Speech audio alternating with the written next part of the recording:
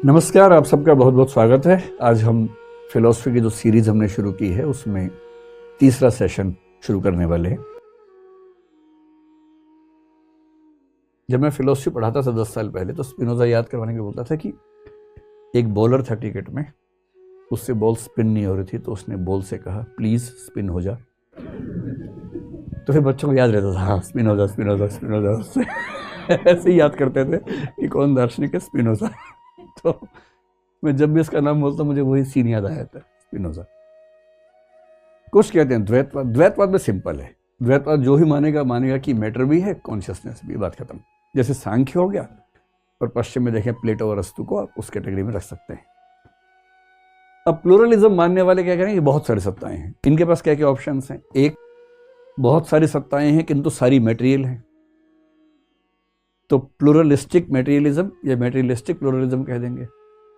बहुत सारी सत्ताएं हैं किंतु सारी कॉन्शियस हैं, बहुत सारी सत्ताएं हैं किंतु सारी न्यूट्रल हैं, बहुत सारी सत्ताएं हैं और उनमें से कुछ मैटर हैं, कुछ कॉन्शियस हैं।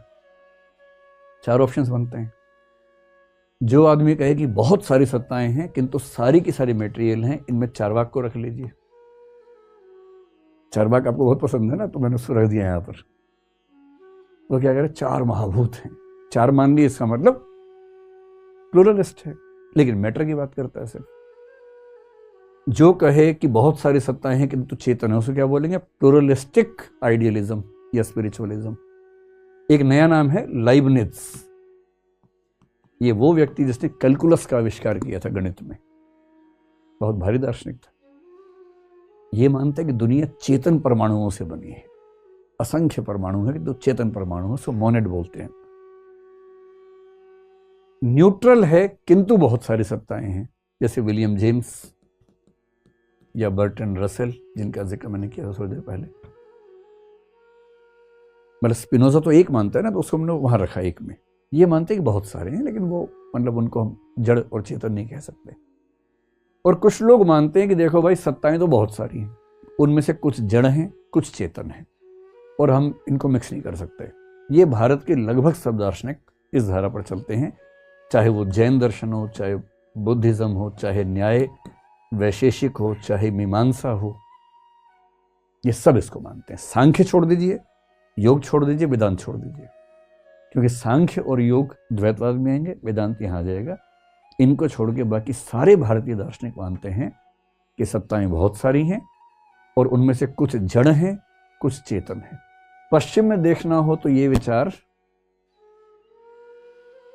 बहुत लोग होंगे, जैसे मेरे ख्याल से एम्पेडोक्लिस जैसे कुछ लोग इसमें शायद किसी तरह से हम सेट कर पाएंगे, लेकिन ये विचार भारत में ज्यादा मिलता है, पश्चिम में कम मिलता है, भारत में ज्यादा है। एक कविता है, जब मैं साहित्य पढ़ाता हूँ बच्चे इस मुद्रा में आ जाते हैं जब थोड़ी देर के बाद। कैलाश वाजपेयी कवि हुए, उनकी कविता का भाव ये है, न हमारी आंखें हैं आत्मरत, न हमारे होठों पे शोक गीत, जितना कुछ ऊबना था ऊब लिए, हमें अब किसी भी व्यवस्था में डाल दो। और सर्वेश्वर दयाल सक्सेना मेरे बड़े प्रिय कवि, उनकी कविता है, उसमें एक कवि ना कविता लिखना चाह रहा है। कविता लिखना चाहने से नहीं आती कविता, कुछ लोग बोलते हैं कि वो डिवाइन रिविलेशन होता है, आमद बोलते हैं कि आमद आएगी ऊपर से तो कविता लिखी जाएगी, अब चाह के नहीं लिख सकते।